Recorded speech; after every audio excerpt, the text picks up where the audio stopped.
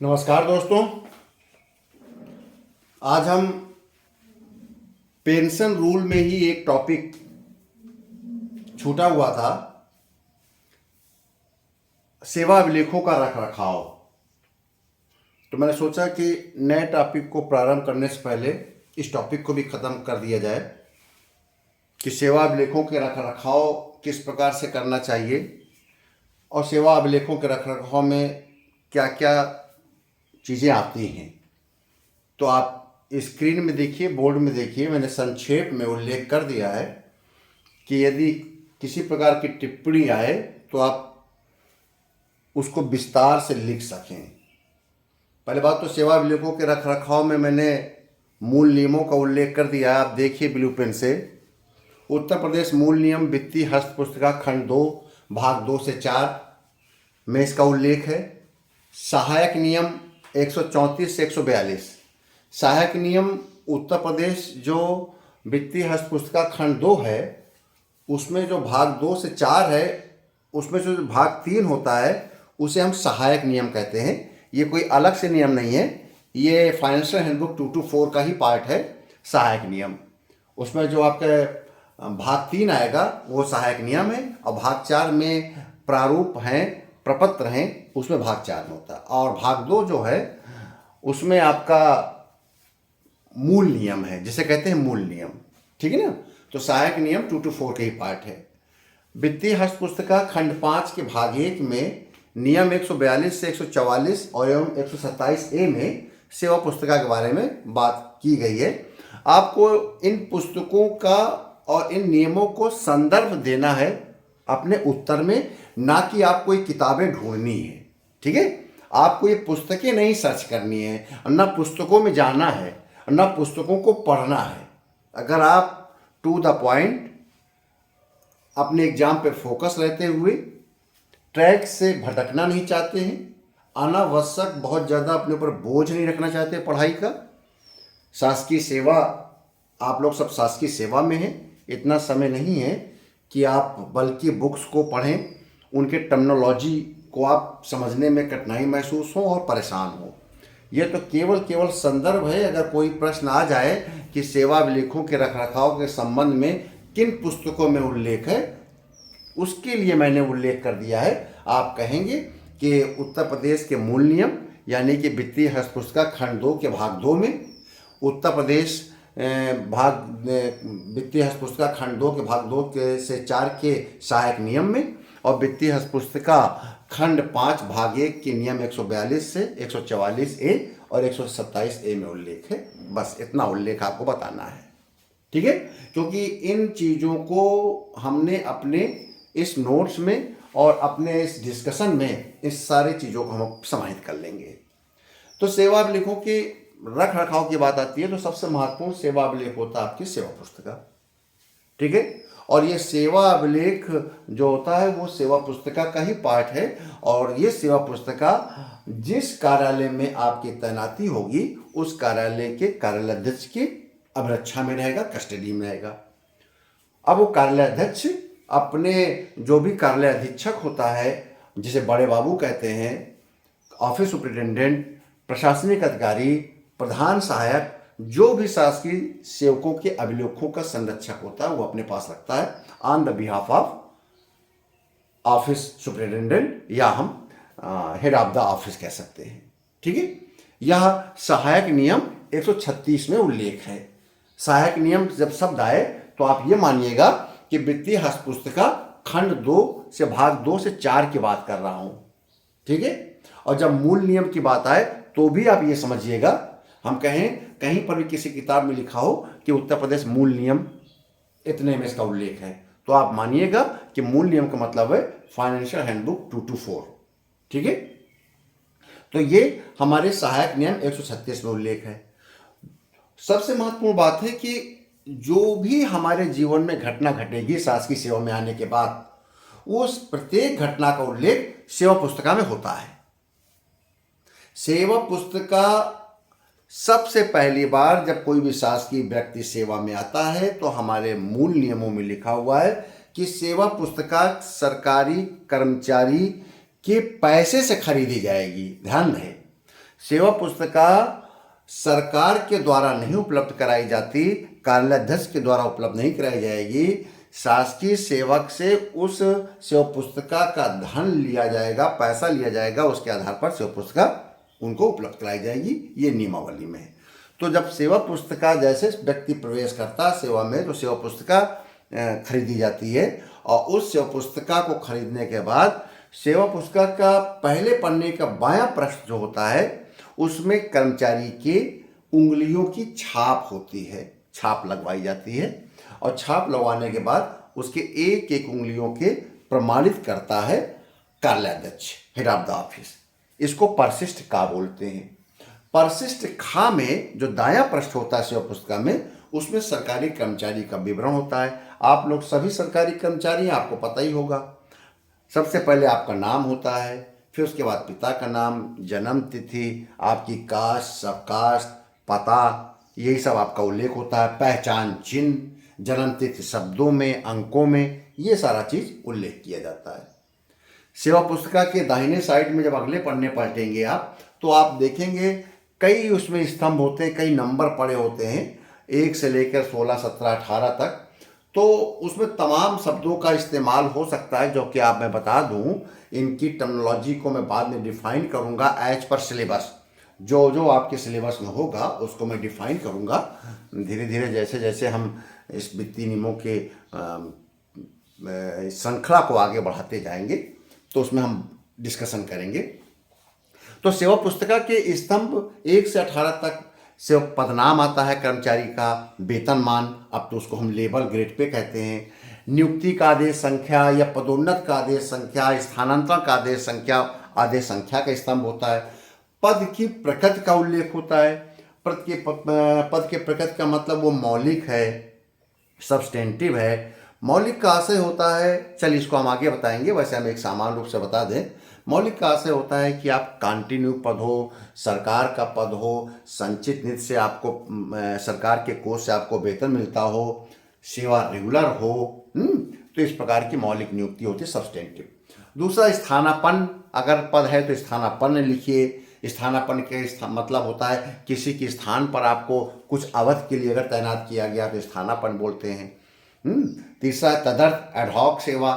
Ad hoc सेवा भी कुछ अवधि के लिए होती है, बिना एक चयन समिति के एक नियुक्त पदाधिकारी जो होता है, कार्यालयाध्यक्ष होता है, उसके द्वारा नियुक्त कर लिया जाता है कुछ समय के लिए, और जब नियमित नियुक्ति हो जाती है तो वो पद समाप्त हो जाता है, तो उसको एडहॉक कहते हैं। तो अगर ऐसा पद का प्रकृति है तो आप लिखिए पद मौलिक है, स्थानापन्न है, तदर्थ, ये अनिवार्य रूप से लिखना चाहिए, क्योंकि रिटायरमेंट के समय परेशानी आती है। जैसा मैंने देखा है शासकीय सेवा में, मैं देख रहा हूँ, अगर उसके पहले पेज पर मौलिक, स्थानापन्न, तदर्थ, अस्थायी शब्द का अगर इस्तेमाल नहीं हो पाया है, या उस समय कर्मचारी का जो भी रखरखाव था करने वाला अधीक्षक था, उसके पास इतना ज्ञान नहीं था और ये त्रुटि कर गया और नियुक्ति पत्र भी मिसप्लेस हो गया, तो सेवानिवृत्ति के समय बहुत ज़्यादा समस्या आती है। इसलिए सेवा पुस्तिका को विशेष रूप से देखना चाहिए, आपको अपनी सेवा पुस्तिका को भी देखना चाहिए कि आप देख लीजिए कि आपके नियुक्ति के आदेश का सही उल्लेख है, आपके पद का सही उल्लेख है, ये नियुक्ति अस्थायी, स्थानापन्न, तदर्थ जैसी भी हो उसका स्पष्ट उल्लेख किया गया है कि नहीं किया गया है। अगर ये नहीं किया गया तो अनिवार्य रूप से कर लेना चाहिए। ठीक है। अगला इस पे नियुक्ति दिनांक वगैरह उल्लेख हो गया। कार्यभार ग्रहण का दिनांक आपका आना चाहिए कि आपने कब ज्वाइन किया, उसमें पर डेट, पूर्वाहन अपराहन का विशेष ध्यान रखिएगा। अपराहन करने पर, लिखने पर उस दिन की वेतन नहीं मिलता है जिस दिन व्यक्ति पदभार ग्रहण करता है, नौकरी में आता है। पूर्वाहन पर अगर पदभार ग्रहण किया है तो उस दिन की सैलरी बनती है, तो वो अर्हकारी सेवावधि में भी गणना हो जाती है। तो इस बात को ध्यान रखिए, पूर्वाहन अपराहन का उल्लेख जरूर होना चाहिए सेवा पुस्तिका में। वेतन वृद्धि, जो आपकी नियमित वेतन वृद्धि वार्षिक होती है उसका उल्लेख होना चाहिए। पदोन्नति, पदोन्नति, सेवाच्युति अगर हुई है, जब जब किसी कारण की पदोन्नत होती है तो उसको आप उल्लेख करिए, उस आदेश का उल्लेख करिए, किस आदेश के द्वारा किस पद पर किस वेतन मान में किया गया है, सक्षम प्राधिकारी का उल्लेख उसको करिए। पदोन्नत के बाद जब कार्यभार ग्रहण किया गया है तो उसका उल्लेख करिए। पदोन्नत के बाद जब वेतन निर्धारण किया जाता है तो उसका उल्लेख होना चाहिए। ऐसे ही पदोन्नत कोई व्यक्ति डिमोट किया गया है, पनिशमेंट देकर उसको डिमोट कर दिया गया है, निचले स्तर पर कर ले आया गया है, तो उसका उल्लेख होना चाहिए। कोई व्यक्ति डिसमिस कर दिया गया है, सेवा से हटा दिया गया है, तो उसके आदेश का उल्लेख होना चाहिए, किस तारीख किया गया। ये सेवा पुस्तिका में एक एक घटना का उल्लेख, चेतावनी दी गई है, आपको कोई कार्रवाई की गई है, स्थानांतरण अगर किया गया है तो उसका उल्लेख हो, निलंबन अगर किया गया है, सेवा अगर कोई व्यवधान हो गया है, मान ली कोई किसी प्रकार की सेवा का व्यवधान है, 2 दिन 4 दिन किसी व्यक्ति कोई व्यक्ति कहीं गया, किसी अन्य सेवा में लौट कर आया, उसको मर्शन नहीं किया गया, उसको सेवा में नहीं जोड़ा गया, तो सेवा व्यवधान हो जाएगा, तो इसका भी उल्लेख सेवा पुस्तिका में होना चाहिए। वाह सेवा, सेवा स्थानांतरण, वाह सेवा को ये मत सोचिए, अंग्रेजी में बोलते हैं फॉरेन सर्विस। फॉरेन सर्विस का मतलब ये नहीं होता है कि वो कहीं विदेश चला गया है। वाह सेवा को हम डेपुटेशन भी कहते हैं, ठीक है ना। अगर वो डेपुटेशन सर्विस है तो उसका उल्लेख हमारी सेवा पुस्तिका में होना चाहिए, क्योंकि जैसे कोई व्यक्ति डेपुटेशन में जाएगा तो डेपुटेशन के बाद जाने पर उसका आपका अवकाश अंशदान भी होगा, पेंशन अंशदान भी जमा करना पड़ता है। ये जिम्मेदारी जिस विभाग में गया है, जिस सेवा में गया है, वहाँ के कार्याध्यक्ष, विभागाध्यक्ष की जिम्मेदारी होती है। ये डेपुटेशन का है। सेवा स्थानांतरण, सर्विस ट्रांसफ़र, तो आप इन दोनों शब्दों के अर्थ को भी समझ के रखिए कि फॉरेन सर्विस यानी कि डेपुटेशन और सर्विस ट्रांसफ़र में क्या अंतर है। जो आपका डेपुटेशन होता है वो राजकीय सेवा से गैर राजकीय सेवा में होता है, ध्यान रखना। इसीलिए हम पेंशनरी अंशदान और अवकाश अंशदान उस विभाग से लेते हैं, उस कार्यालय से लेते हैं जिस विभाग और सेवा में वो व्यक्ति गया हुआ है, क्योंकि वो राजकीय कार्यालय नहीं है। राजकीय कार्यालय में अब आप सोचेंगे तो क्या कोई व्यक्ति प्राइवेट नौकरी में भी जा सकता है, राजकीय नहीं है तो? देखिए, राजकीय सेवा की डिफिनीशन अलग है। आप जो कारपोरेशन, कंपनी दिखते हैं, बहुत से ऑटोनमस बॉडीज़ दिखते हैं, वो राजकीय सेवा नहीं है। उनको गवर्नमेंट के संचित निधि से वेतन नहीं मिलता है। वो एक ऑटोनमस बॉडी, एक बोर्ड के द्वारा संचालित किया जाता है और उनको एक पृथक से उसको एक सेवा रखा जाता है। उसमें राजकीय कर्मचारी नहीं जाते हैं, बल्कि उसकी सेवा की नियमावली अलग से रखी जाती है और उस नियमावली के अधीन उनकी नियुक्ति होती है, ठीक है ना। और वहाँ पर कुछ पद ऐसे भी होते हैं जो कि डेपुटेशन से लिए जाते हैं, सरकारी सेवा से लिए जाते हैं, ठीक है। तो वो सरकारी सेवा से जो लिए जाते हैं वो डेपुटेशन, जैसे कि वित्त सेवा के पद जो होते हैं, वित्त लेखाधिकारी, फाइनेंस कंट्रोलर, ये हमेशा डेपुटेशन सेवा में जाते हैं, ये बाहर से लिए जाते हैं। ऐसे ही वहाँ पर पीसीएस और आईएएस के पद होते हैं, वह भी वह सेवा के रूप में लिए जाते हैं। और उस ऑटोनमस बॉडी में जो अन्य कर्मचारी अधिकारी होते हैं वो उसी सेवा के होते हैं, इसलिए उसे हम बोल देते हैं। और ऐसे में जब सरकारी कर्मचारी, राजकीय सेवक उस सेवा में जाता है तो उसको डेपुटेशन कहते हैं। दूसरी बात आती है सेवा स्थानांतरण। सेवा स्थानांतरण और डेपुटेशन में एक अंतर यह है कि सेवा स्थानांतरण में एक सरकारी कर्मचारी, एक राजकीय कर्मचारी अपने उसी राजकीय कर्मचारी के रूप में दूसरे विभाग में नौकरी करने जाता है कुछ अवधि के लिए, तो वहाँ सेवा स्थानांतरण होता है। जैसे मान लीजिए कि किसी पद की ज़रूरत है आपके सिंचाई विभाग में, और वो विशेष पद है। सिंचाई विभाग ने कहा कि हमको इतने कर्मचारी सेवा स्थानांतरण में चाहिए, क्योंकि अभी हम चयन नहीं कर पा रहे हैं, हमारी अभी भर्ती नहीं हो पा रही है। तो वो कहेगा कि उत्तर प्रदेश के किसी भी राजकीय कर्मचारी के रूप में किसी विभाग में जो काम कर रहा है वो व्यक्ति हमारे यहाँ एनओसी लेकर आ जाए, हम 3 साल के लिए उसको करेंगे, अपने यहाँ तैनाती देंगे। तो ये सेवा स्थानांतरण है। जब एक राजकीय कर्मचारी या राजकीय अधिकारी किसी दूसरे राजकीय कार्यालय में कुछ अवधि के लिए अपने आप को वहाँ पर तैनात कराता है, नियुक्त कराता है, तो सेवा स्थानांतरण होता है। क्योंकि इसका बस ये है कि इसमें ना तो, चूँकि दोनों राजकीय कार्यालय हैं, दोनों जगह पर वेतन संचित निधि से निकल रहा है, तो ऐसी दशा में दोनों सरकार के अधीन पद हैं, ठीक है। तो ऐसी दशा में वहाँ पर आपका ना तो पेंशनरी अंशदान जमा करना पड़ेगा और ना ही अवकाश अंशदान जमा करना पड़ेगा। वो समानता अपनी सेवा करेगा 3 साल 5 साल, उसके पश्चात स्थानांतरण होकर अपने मूल विभाग में आ जाएगा। तो जब एक सरकारी कार्यालय से दूसरे सरकारी कार्यालय में व्यक्ति जाता है कुछ अवधि के लिए, कुछ तो उसको बोलते हैं टेन्योर के लिए, तो उसको बोलते हैं सेवा स्थानांतरण। जब कोई कर्मचारी सरकारी विभाग से, सरकारी या राजकीय विभाग से गैर राजकीय विभाग, अर्ध राजकीय विभाग, ऑटोनमस बॉडी, सरकार के स्वायत्त शासित संस्था, सरकार के निगम में, सरकार के बोर्ड में जाता है, तो वो बोलते हैं डेपुटेशन। जैसे कोई व्यक्ति विकास प्राधिकरण में चला गया, नगर निगम में चला गया, बीज विकास निगम में चला गया, तो ये सब सरकार की संस्थाएं हैं, लेकिन प्योरली गवर्नमेंट नहीं है, राजकीय नहीं है। ठीक है, उनकी नियमावली राज्यपाल महोदय भारतीय संविधान के अनुच्छेद 309 के अंतर्गत नहीं बनाते। ठीक है, उनकी सेवा नियमावली बनती है उस जिस नियम और जिस एक्ट के द्वारा उस संस्थान का निर्माण हुआ है, उसके द्वारा उसका उनकी तैनाती, उनकी नियुक्तियां उन कर्मचारी की होती है। ठीक है, तो आप समझ गए। तो सेवा स्थानांतरण हो गया। कोई सेवावत जो पेंशन है तो अर्न नहीं होती, उसको हम सेवा पुस्तकम लिखते हैं। निलंबन, पदच्युत, पुनः स्थापन, रीस्टेट कर दिया गया है, अवकाश का विवरण, अवकाश लेखों का विवरण, स्वैच्छिक या अनिवार्य सेवानिवृत्त हुई है, इसका उल्लेख हम सेवा पुस्तिका में करते हैं। ठीक है, इन टर्मिनोलॉजी का हम बाद में विस्तार से बताएंगे आपके सिलेबस के अकॉर्डिंग। सेवा का सत्यापन कार्यालय अध्यक्ष द्वारा वेतन बिल से किया जाना चाहिए। जब हम सेवा पुस्तक के, जब हम सेवा लेखों का रखरखाव करते हैं तो उसमें एक चीज़ और आता है, वह है सेवा का सत्यापन। आप सबका पता ही है, हर वर्ष आपका अप्रैल और मई के माह में सेवा का सत्यापन होता है वेतन बिल से, और लिखता है आपका कार्यालय अध्यक्ष के वेतन बिल से आपके सेवा का सत्यापन 1 अप्रैल इस सन से 31 मार्च इस सन तक किया गया। ठीक है, यदि कोई अवधि मान लीजिए कार्यालय अभिलेखों में ना हो और सेवा का सत्यापन ना हो पा रहा हो, तो ऐसी दशा में कार्मिक का शपथ पत्र लेकर सेवा पुस्तक में चस्पा कर देना चाहिए।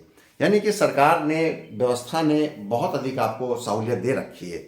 मान लीजिए किसी अवधि का सत्यापन नहीं हो पा रहा है और ना कोई अभिलेख मिल रहा है, तो उससे कार्मिक से शपथ पत्र ले लिया जाए कि अगर कभी भी कोई विपरीत स्थिति आएगी तो मैं उसके लिए तैयार रहूँगा, और मेरी अवधि का वेतन निकला हुआ है और ये अवधि सत्यापित है। ठीक है, सेवा पुस्तिका के खो जाने पर प्रमाण पत्रों के आधार पर सेवानिवृत्त देयकों को तय किया जाता है। मान लीजिए किसी व्यक्ति की सेवा पुस्तिका खो गई और उसकी डुप्लीकेट भी नहीं थी, फोटोकॉपी भी नहीं थी, तो उसके समय समय पर जगह जगह पर जो उसने वेतन पाया है विभिन्न कार्यालयों में, तो वहाँ से प्रमाण पत्र ले लेना चाहिए कि इस अवधि के बीच में यहाँ तक रहा है, इस अवधि में यहाँ रहा है। तो उसके आधार पर जब उसकी पदोन्नत हुई है, जब उसके वेतन धारण चेंज हुए हैं, जो उसके पास आदेश मिल जाए पदोन्नतियों के, स्थानांतरण के, उसके आधार पर आप सेवा पुस्तिका तैयार कर लें या उसके आधार पर सेवानिवृत्त देयकों को तय कर लें। ऐसा ना करें कि सेवा पुस्तिका खो गई तब उसके रिटायर होने पर उसके सेवानिवृत्त देयक न बन पा रहे हो कि अब तो हमें तुम्हारा पता ही नहीं चल पा रहा है कि तुम्हारा वेतन कब कब क्या क्या था, और ऐसा तो नहीं आप व्यवधानित रहें। तो ऐसी दशा में जो प्रमाण पत्र मिल जाए, जो अभिलेख मिल जाए विभिन्न विभागों में, उससे बना लेना चाहिए। अगली बात है कि हर वर्ष सेवा पुस्तिका में कार्मिक के हस्ताक्षर कराने चाहिए, उसको अवलोकन कराना चाहिए। ठीक है, कि आप अपनी सेवा पुस्तिका देख लीजिए, सारी एंट्री है, कोई छूटी तो नहीं साल भर की। अब आप देखने के बाद अपने हस्ताक्षर करिए। ये ध्यान रहे, सेवा पुस्तिका में कर्मचारी के हर वर्ष हस्ताक्षर कराए जाने अनिवार्य है। सेवा पुस्तिका अगर कोई व्यक्ति रिटायर हो जाए तो 5 वर्ष बाद उसके मांगने पर सेवा पुस्तिका उसको लौटा देनी चाहिए, और यदि सेवा में रहते उसकी मृत्यु हो गई है तो 6 महीने बाद उसके परिवार को मांगे जाने पर लौटा देनी चाहिए। ऐसा ही अगर वो डिसमिस कर दिया गया, नौकरी से निकाल दिया गया, तो भी कर लेना चाहिए। सेवा का सत्यापन मैंने बता ही दिया, हर वर्ष सेवा का सत्यापन किया जाता है।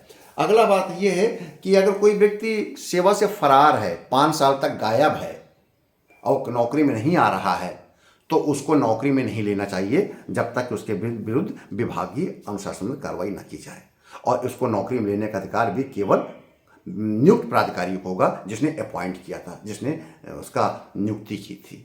ठीक है, जन्म तिथि के बारे में बता दें। जन्म तिथि एक ही बार निर्धारित होगी, वह भी हाई स्कूल के प्रमाण पत्र के आधार पर। मान लीजिए वो हाई स्कूल पास नहीं है, 4th क्लास कर्मचारी है, निरक्षर है, तो स्कूल छोड़ना, अगर उसने कक्षा 2, 3, 5 पढ़ा है तो टीसी के आधार पर, स्कूल छोड़ने के प्रमाण पत्र के आधार पर। अगर मान लीजिए वह भी नहीं है, उसकी योग्यता ही निरक्षर है, तो जिस दिन सेवा में आएगा और सीएमओ मेडिकल तैयार करते समय जो उसकी आयु लिखेगा, तो उससे आप 18 वर्ष की अवधि को मानते हुए जो आयु लिखेगा, मान लो उसने लिख दिया 30 वर्ष उस दिन, तो हम ये मानेंगे कि जुलाई का आपको 16 तारीख हम मान लेंगे और उसकी डेट ऑफ बर्थ 30 साल पहले का बना देंगे 1 जुलाई के आधार पर। मान लीजिए उसको पता हो कि मेरी जन्म तिथि जुलाई है और 1990 है, और लेकिन डेट नहीं पता है किस दिन है, तो फिर आप उसे 16 जुलाई मान लेंगे। तो ये आपका जन्मतिथि निर्धारण तिथि है। जन्मतिथि किसी भी दशा में बदली नहीं जाएगी एक बार सेवा पुस्तक में लिखे जाने के बाद। नंबर 2, उसमें कटिंग नहीं होगी, ओवर राइटिंग नहीं होगी। अगर ऐसा करते हैं तो फिर वो जन्म तिथि विवादास्पद हो जाएगी। ठीक है, तो आज के इस लेक्चर में मैंने सेवा अभिलेखों के रखरखाव पर चर्चा किया। किसी भी बिंदु पर आपको समझ ना आया हो, कहीं कुछ आपको लगा हो कि इसको हम और एलेबोरेट करें तो आप अपने कमेंट्स बॉक्स में जरूर लिखिएगा ताकि मैं उसको और विस्तार करूं। क्योंकि मोबाइल से लेक्चर रिकॉर्ड करने में एक समय अवधि का रहता है, उससे ज़्यादा समय नहीं दे सकते। इसलिए आप इसमें कोई भी पॉइंट अधूरा हो और कोई समझ में ना आया हो तो आप जरूर चर्चा कीजिएगा। अगला वीडियो हम उस पर तैयार कर देंगे। बहुत बहुत धन्यवाद।